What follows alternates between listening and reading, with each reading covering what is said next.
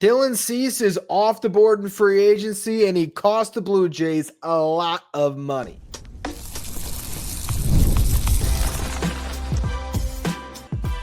You are Locked On Mets, your daily New York Mets podcast. Part of the Locked On Podcast Network, your team every day. Hello to all you amazing Mets fans. You're listening to Locked On Mets, part of the Locked On Podcast Network, your team every day. Thank you for making Locked On Mets your first listen every day, and thank you for making Locked On the #1 sports podcast network. On the show today, we're going to be talking about the Dylan Cease signing as he lands with the Toronto Blue Jays, a breakdown how this deal impacts the rest of the market for free agent starting pitchers. In the second segment, we're going to talk about the trade market for starting pitchers as Sonny Gray was moved this week. What was that package, and how could that impact what the Mets would have to trade if they were going to land a frontline pitcher through trade? And then in the final segment, reasons to be thankful for the New York Mets this year, because I got to wish you all a very happy Thanksgiving. I'm your host, Ryan Finkelstein. I've been covering the New York Mets on this show since the 2019 season. This is the #1 daily podcast on the New York Mets. If you want to find any of my written work, you can do so over at justbaseball.com, where I work as the editor-in-chief and where I do my free agent contract predictions every year. I take the top 20 free agents. I give you a team prediction and a contract prediction on each player. And then as the offseason moves along, I will continue to add free agents onto our top 20 list for the top 20 remaining free agents. And I'll continue to make updated predictions. So if a team like the Blue Jays goes out and signs Dylan Cease, and I had previously predicted that Framber Valdez would sign with the Toronto Blue Jays because I did think they were going to sign a top starting pitcher, I'll probably go in there and updating that Framber Valdez prediction. Maybe this time I'll predict him landing with the Mets. But as far as Dylan Cease goes, I was wrong on my team prediction. I thought the Giants were the perfect landing spot for Dylan Cease. He instead signs with the Blue Jays, where he's going to join a pretty dangerous rotation now after they got Shane Bieber to return on that player option. They still have Kevin Gausman, who is on, I think, the final year of his long-term deal. So probably why they felt comfortable giving a contract to Cease, knowing that Gausman's money is about to come off the books. And then they have Trey Savage, who had that breakout during the postseason, and everyone's very excited to see what he will do in his first full big league season. A very similar pitcher to Nolan McLean as far as a meteoric rise to just immediate stardom and looking like an ace as soon as he hit a big league mound. Now, when it comes to the contract, you might say 7 years, $210 million. What are they thinking? That's actually the prediction I had on the nose. I had exactly 7 years, $210 million. When I was going through all the free agents and I was making my predictions, I landed on Cease as the top free agent starting pitcher. And I do believe nobody will make more than this on the market, just because this is a guy that does two things very well. He strikes out a lot of batters and he's durable. 5 seasons in a row with over 200 strikeouts, actually over 214 strikeouts across this 5-year period. That was the lowest amount of strikeouts he had in a given season. Had a couple years where he got over 220, and he has thrown at least 165 innings in each of the past 5 years as well. The guy doesn't miss starts. And in this market, I really felt like when you're looking at a free agent class where it's Zac Gallen coming off of a down year and he doesn't have quite the same strikeout stuff as Cease. You have Michael King coming off an injury-plagued season. You have Ranger Suarez, who's never been the durable innings eater. He'll get you 150, 160 innings, but is he ever going to really give you 180? No chance. And actually, I don't even think he's ever gotten you 160. I think this past year, he had 157 and a third. I think that was his career high in innings pitched. You have Framber Valdez, who is the one that you say, all right, well, he's coming off a good year. He has been an ace in the past, but he's going into, I want to say, his age 32 season. And I don't think he's going to get more than 5 years at most. And if it was the Mets that was signing him, I wouldn't want him to get more than 4 years on that contract. Although I did predict for Framber, I think I actually did predict 5 years ultimately at $32 million per, if memory serves. My Cease prediction, again, was the 7 years, $210 million. I remember when I was making that prediction, I was between him getting a 7-year deal for that $210 million or maybe settling for something a little bit less. Could he get lower than $30 million on the AAV? And that's ultimately where it ended up being when you factor in some deferred money on the deal. So that does take the present day value again down a little bit. But overall, this is a massive payday for a guy that a lot of people are freaking out about, because the one thing I haven't mentioned this entire show so far is the ERA that Dylan Cease had last season.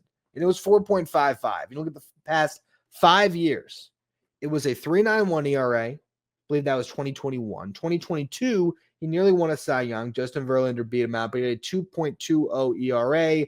2023, a 4.58 ERA, gets traded off of that season, goes to the Padres. First year in San Diego, a 3.47 ERA. Then this past year, ERA balloons over 4.5 again to 4.45. With that said, he had one of the worst defenses in baseball behind him. His expected ERA was 3.46. So that is a stat that is just basically measuring the pitcher. It's not measuring the defense behind them. It's not taking into account, those things. It is factoring the park factor and everything else. This is what your ERA should have been. This is what you can expect it to be moving forward. 3.46 was a very good expected ERA, and he struck out about 30% of the batters that he faced. So that's why Dylan Cease is getting paid. I know it seems like a lot, but it is what I predicted he would get, just because I was pretty sure that this was the top starting pitcher on the market. I'm a little bit surprised that he moved so soon when he is a Scott Boras client, but I think he probably got really swayed by the pitch of joining a Blue Jays team that seems ready to go, ready to try to correct their wrongs from this past season and win a World Series. So he wants to hop onto that bandwagon, and I don't blame him. And he's getting, granted, the AAV a little bit less when you factor in the deferrals, but $30 million a season still. Nonetheless, all of that money is going to hit his bank account at some point. We'll figure out exactly when the money is deferred, how much is deferred. But the bottom line is this guy got a 7-year deal. He's going to collect over $200 million from the Blue Jays, and he joins a great team. And so now Scott Boras will probably turn his attention to Zac Gallen, who is one of his free agents. He also has all of the guys coming from Japan: Munetaka Murakami, Kazuma Akamoto, and Tatsuya Ime. So he's got all those guys. Only Ime is a starting pitcher. The other two are first baseman or corner infielders, you can say. But I think now you look at Gallen and Ime, he's going to try to sell them the way he just sold Cease. I don't think those guys will get paid to that degree, but the one thing you have to look at right now is supply and demand. And there is not a lot of supply in a market that has a lot of demand. You have Framber still on the market. You have Michael King, Ranger Suarez, Zac Gallen. Those are the 4 guys with qualifying offers, the top 4 free agent starting pitchers who pitched in the majors last year. And then you have Ime. So that's 5 guys right now that I look at that you could sign and sell me on them being a frontline starter. Are any of those guys a clear-cut ace? I'd say Framber is the closest thing. Michael King has ace stuff, but I'd be a little bit just curious what the deal ends up being, because I wouldn't want to give Michael King a 5-year deal off an injury-plagued season. So can you get Michael King for a high AAV short-term deal? Maybe that's the best bet in this free agent market for the Mets. It's an interesting one, because then you start to look and say, well, man, I don't want to give up a draft pick and sign a qualifying offer starting pitcher in free agency. One of the guys that got those offers where I had to give up the draft picks. But then you're looking at Merrill Kelly, Lucas Giolito, Tyler Mahle, Jose Quintana, Chris Bassett, Max Scherzer. Not a lot of guys that you could say profile as top of the rotation arms if you believe the Mets need that. So maybe it is the trade market that's a little bit more advantageous for the New York Mets to try to find that starting pitcher where it's not going to cost as much of a astronomical contract as what Dylan Cease just signed. I think Cease is getting fair market value, because I do think he was standing above all these guys just because of the combination of durability and stuff that nobody else possessed on this market. But it's still a rich contract that could age horribly for the Blue Jays if this guy just continues to have struggles with his command, where he leaves too much stuff over the heart of the plate and gets dinged by home runs, and has an ERA over 4.5 for half of the years on this contract, which is still a distinct possibility. But it is a wild deal to start off the market. It came early, which is interesting. We're seeing some movement right now, and that leads to what could be a very exciting holiday season. So good move here by the Blue Jays. big name off the market. Question now is, could the Mets instead look to the trade market, and how has that been set after the first trade of a starting pitcher with Sonny Gray going to the Red Sox? I'll talk through that deal in just a minute.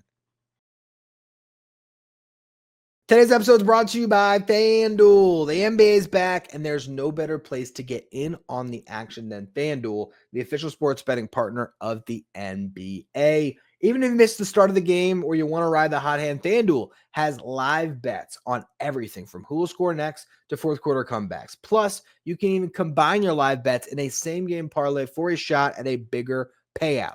It keeps every game exciting, especially when your team is making that late push. Right now, FanDuel is giving new customers $300 in bonus bets when your first $5 bet wins. So you put down $5. If it hits, you're going to get $300 in bonus bets to use across the app. So head to FanDuel.com to sign up and play your first game with FanDuel, the official sports betting partner of the NBA.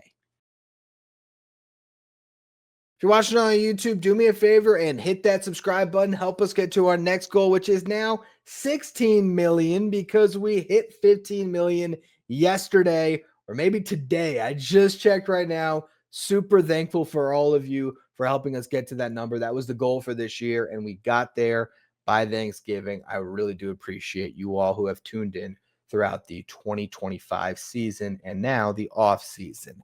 Let's dive into the Sonny Gray trade. If you go back to probably last week's shows, right? I did the podcast where I talked about how Kodai Senga was a really good fit for the Cardinals in a Sonny Gray trade, where the Mets could maybe take on the money, get off of Senga, and pick up a pitcher in Sonny Gray that could really help them next season. Instead, Sonny Gray is now a Red Sox. He had a no trade clause, so who knows what was going on behind the scenes, if he was pushing towards a specific team, or these two sides came to terms on the deal and then they just got Sonny Gray to sign off on it. But the package for Gray is interesting. You have Richard Fitz, and then you have Brandon Clark. Richard Fitz is a swingman. I'd almost look at it, if you were going to try to make it a Mets comp, he's kind of a Jonathan Pintaro, Justin Hagenman, but maybe Pintaro's a better comp because he does throw hard. There is some hope that he could hang around as a starting pitcher, but more than likely you're talking about a swingman. But for a Cardinals rotation on a rebuilding team, he probably gets a chance to start this season, so that is very valuable to St. Louis. They also get Brandon Clark, a 22-year-old lefty who has really good stuff, good fastball slider combination. He racked up over 60 strikeouts in like 38 innings, so he really did dominate in the lower levels in the minor leagues, but he still only got up to high A. So there's still a lot of room for growth in his game, and he still is a pitcher that has to build up a much more pronounced workload if he's going to stay as a starting pitcher. Because again, I think it was maybe 14 starts and 38 innings. I mean, they were pretty much just kind of getting him through the year. He missed all the 2023 and 2024 seasons, I assume, with Tommy John surgery. So they are going to slow play that, or the Red Sox were slow playing that development this past year, but he flashed enough stuff that the Cardinals were so excited to get in that they actually sent $20 million back to the Red Sox in this deal.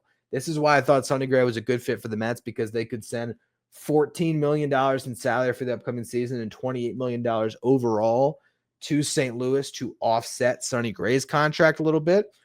Because Gray was due to make $40 million for the upcoming season, essentially a $35 million final year of his deal, plus a club option or a mutual option that had a $5 million buyout. Now they restructured the deal. Sonny Gray got an extra $1 million, probably just a little bit of a, hey, thank you for waiving the no trade clause. Here's a little kicker for you. And the Red Sox pay $21 million. The Cardinals pay him $20 million. And he is now off of the Cardinals and will be off of their books next year.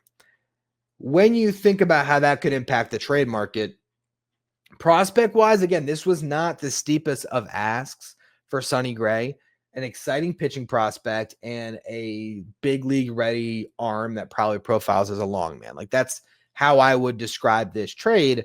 The Mets could have made this trade. I mean, they have the pitching to do it.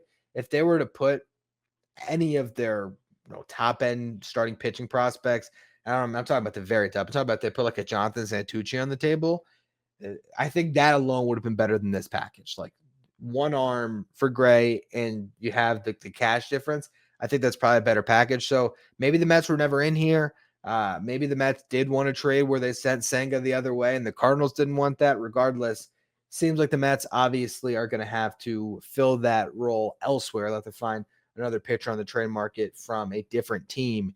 I think that when you're looking at salary and how that impacts the trade market, I really would be trying to identify a guy that is making a little bit of money, because you would think that the prospect capital going the other way would be a little bit less. So we're talking Pablo Lopez, Luis Castillo, Sandy Alcantara. Those are guys who are still making a good chunk of change, and you might be able to give up a little bit less on the prospect side if you trade for one of those guys. But the Mets had the prospect capital if they want to go out and get a Freddie Peralta or a Joe Ryan, these guys that aren't making much of anything when it comes to salary this upcoming season, who are going to cost a haul in terms of prospects. They have the ability to make those trades as well. So it's really just pick your poison. If you're going into the free agent market, I would just be trying to target the guys who aren't going to require the long-term deals. And because of the supply and demand, I just don't know. Is there a team that says, you know what, Dylan Cease, who we don't even think is a better pitcher than Michael King, he's just a more durable one, got $30 million a season, granted with the deferrals, but even $26 million a season for 7 years. Why can't we pay Michael King $24 million a season for 5 years? Maybe they say, you know what, whatever, we'll do it. We'll do 5 for 120. If that's the case, do you want to invest that significantly in a pitcher like Michael King, who is coming off an injury-plagued season and only has one full season under his books of being a big league starting pitcher? Do you want to commit to 5 years for Michael King? I don't know. I think the one pitcher that I could invest 5 years in this free agent market and not lose too much sleep over it is Framber, but Framber, again, is 32. So I think I still would lose some sleep over that because I would rather have him on a 4-year deal. So it's a very tough market to land pitching. It always is. This is why David Stearns has consistently preached that if you want an ace, develop one. And they have with Nolan McLean. So I do wonder how that impacts what they do in this market. Are they going to try to move Kodai Senga still and go out and pick up an ace? Are they going to keep Senga, get a high floor guy, have a 6-man rotation that doesn't include Brandon Sproat or Jonah Tong? What I mean by that is right now you have 5 starting pitchers with McLean, Peterson, Holmes, Benaya, and Senga. And so you add a guy to be a 6th starter. You continue to roll the dice on Senga's upside, and you hope that your top prospects can fill the rest of the gaps. That's a possibility. And if it is, Mets fans aren't going to be happy, so you might have to spend in other areas where you can address the roster and markets that maybe you feel more comfortable spending in, whether that is for a corner outfielder, whether that is for a big power bat, Pete Alonso or somebody else. And a lot still up for grabs here for the New York Mets. But it's interesting to see, I feel, some pretty big movement in the market already, from Josh Naylor signing early to obviously the big trade the Mets made, to the trade even before that the Angels and the Orioles made with Grayson Rodriguez and Taylor Ward. Now you have the best starting pitcher on the market coming off the board, the guy that's going to make the most money in free agency among those starters, gone, setting a market, but not entirely, because I don't think anyone's going to sniff what Dylan Cease just got. It's just an interesting moving offseason at this point. I think the pace has been pretty good, and that could lead to, I think, a really crazy winter meetings coming up next week. I think, it's not, I think it's the following week, actually. Yeah, it starts on the 8th. So a little bit more than a week away, but 10 days away, whatever it is. I just think there's going to be some crazy trades that are going to happen, and free agency could continue to be wild. We really don't know. Again, supply and demand does make this a tough market to predict. So we'll see what comes next. In the final segment today, an annual tradition, we're going to talk about reasons to be thankful for the New York Mets in 2025. If you're an everydayer that always tunes into the show, make sure you become a Locked On Mets insider. This is our texting service. We get updates from me anytime news breaks in the Mets. You can ask me questions anytime. Take part in our Locked On Mets sign photo giveaways and get the lineup graphic sent to your phone each day during the regular season, so you know who's in the starting lineup without ever having to go on social media. If you want to be a Locked On Mets insider, find the link in the episode description or go to subtext.com/LockedOnMets. Now, every year on Thanksgiving, I have done reasons to be thankful for the New York Mets. Last year it was easy. Last year, the 2024 season was one that it was so much fun to cover, so much fun to watch, And it was really easy for me to thank Jose Iglesias and OMG and Grimace and all the wild, wild things that happened in 2024. A little bit tougher to be thankful for 2025, but there were still some big moments. Pete Alonso becoming the Mets' all-time leader in home runs, Juan Soto becoming a New York Met, David Wright getting his number 5 retired. A lot of good stuff still happened this year. And because of what just happened to start off this week, I really feel like the only place to begin and almost end our what are we thankful for as Mets fans this year is the career of Brandon Nimmo in a New York Mets uniform. Brandon Nimmo is one of the most beloved players that the Mets have had over the past decade. He was, in a lot of ways, the heartbeat of the New York Mets. And there's something that I talked about with David Wright, and that's why, of course, it's not to say Brandon Nimmo was as good of a player as David Wright. Brandon Nimmo's never been an all-star. David Wright was a Hall of Fame talent that didn't get to finish a Hall of Fame career. But Brandon Nimmo's a Mets Hall of Famer. And Brandon Nimmo got every ounce out of his talent. A kid that came from Cheyenne, Wyoming, we all know the story, didn't play high school baseball, played Legion ball to get noticed, gets drafted. Everyone's wondering why the Mets picked him 13th overall in the 2011 draft. I believe that might have been the first draft that Sandy Alderson had as the Mets GM. And early on, there was a lot of debate about Brandon Nimmo, whether it was a good draft pick. Remember, he was almost traded to the Reds for Jay Bruce, and instead it was Dilson Herrera that went in that deal. And we're all thankful that that was the prospect that went the other way. And then Jay Bruce ends up being a mentor to Brandon Nimmo. And then Nimmo is now talking about being a Jay Bruce for the Rangers in his next stop, because he's taking what he learned from Bruce and other Mets veterans and the leadership role that he's now taken on, going from the top prospect to the leader and the elder statesman on the team. And he's going to move into a new place and try to provide that leadership somewhere else. But Brandon Nimmo had an unbelievable Mets career, 10 years in a Mets uniform, over 1,000 games played, somehow got over 100 home runs because of what he did the last couple of years, adding that power stroke, and just a really good player. Career 802 OPS in a Mets uniform. And I think the thing I'm most thankful about when it comes to Nimmo, of course, just the guy that he was, how authentic he was, how much he truly embraced the fans. But it's just the fact that he played hard. He played hard. He shrugged off the narrative of being injury prone and put together with 4 seasons in a row of playing 150 games. I mean, if you would have told me in 2021 that that would happen, I would have thought you were crazy. But Brandon Nimmo figured out his body and was able to be durable for the New York Mets. And as much as you might say, oh, was that the right contract? The Mets just try to get it off their books. The guy posted. In the 3 years of the deal, Brandon Nimmo played 150 games every single season. He cleared 23 home runs a year. He drove in 90 runs over the past 2 seasons. He found a way to remain productive. He never complained. And I'm thankful that the New York Mets gave him that contract, because I'm thankful that Brandon Nimmo got to be part of the 2024 New York Mets. And we'll always have those images and those memories of Nimmo being part of that team, getting to be there at Citi Field for the first playoff series the New York Mets ever clinched at Citi Field. It was a special season. It's crazy that was a year ago, and here we are now. We never would have thought how things would have changed in a year, but I think there's no person better to thank that's related to the New York Mets today than Brandon Nimmo for all of his service with the Mets and how he just was an ideal homegrown player who did it the right way. And he might not get number 9 retired anymore, but he's going to be in the Mets Hall of Fame. He's going to be welcome at Citi Field and in Port St. Lucie, where he's got that house for the rest of his life for sure, once his playing days are done. And I'm sure he's going to be part of the Mets family forever in that way. So Brandon Nimmo, thank you to you for an awesome Mets career. And of course, I'm not going to close the show on Thanksgiving without thanking you, the listener, or the viewer on YouTube who have been watching or listening to the show throughout the past year.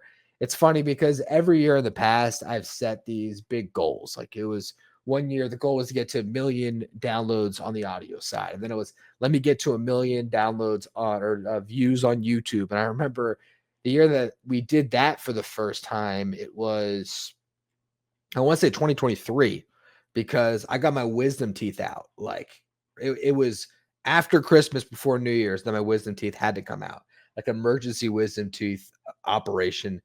Crazy, by the way. They gave me, that I don't know if you're allowed to do this, but the dentist that did it for me didn't even give me the sleep gas, didn't give me the laughing gas, just straight up Novocaine, and just like, don't need to get into that story on Thanksgiving. But I'm reminded of it because I remember like having gauze in my mouth and being at like 985,000 views on YouTube on the year with a couple days left and thinking like, I got to get on and do a show to get to 1 million. The reason I say that is because this year, I don't believe I set any big goal. I don't remember saying, I got to get to 4 million between the two or 5 million. I don't think I set that barometer, and I haven't even been checking the audio downloads. So today I figured, let me take a look, and I'm blown away because it's Thanksgiving and we've already cleared 2 million audio downloads this year, which is unbelievable. YouTube, I have been able to keep an eye on. It's a little bit easier to see. And if Steve Cohen and David Stearns make some big moves, we very well could have our first year ever where we've cleared 2 million on both audio and video. And that is just overwhelming. I love my job. I love being able to do this show.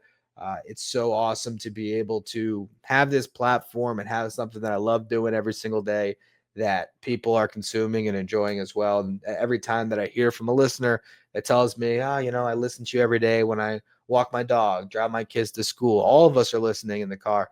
All that stuff always is so special to me. And it's the everydayer that tunes into the show that I do the show every day for, because I know you've made it part of your daily routine, just like I've made recording it part of mine. So thank you all for tuning in. Thank you to my dad for always being my number one everydayer who tunes in. And looking forward to the rest of the holiday season. A lot of big news to hopefully break down in the coming days, weeks, and months. And excited for the year to turn to 2026, because I'm hoping that the even year will bring us a little bit more Mets magic back, just like we saw in 2024 with the deep playoff run, and even 2022 with the 100-win season. Odd years haven't been good to the Mets. Maybe even years are the thing moving forward. And so we'll see if that is a good omen for the upcoming Mets season. Appreciate you all. And make sure you tune in. I think I might still do a show tomorrow. We'll see if there's any news to react to, but I think we'll still do a Friday podcast for you all, just in case you need something for your Black Friday shopping, if anyone's actually still going out and doing that. So tune in for a show tomorrow. Appreciate you all again for tuning in. Make sure you follow, rate, and review wherever you get your podcasts. Hit that subscribe button if you're watching on YouTube. Thank you for making Locked On Mets your first listen every day, and thank you for making Locked On the #1 sports podcast network.